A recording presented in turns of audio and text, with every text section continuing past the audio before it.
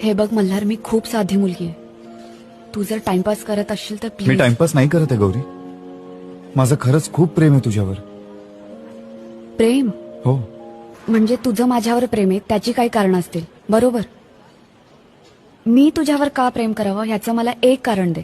मी कारण दिल्यावर तू माझ्यावर प्रेम केलंस तर ते प्रेम स्वार्थी असेल की निस्वार्थी? वा, छान बोलतोस तू.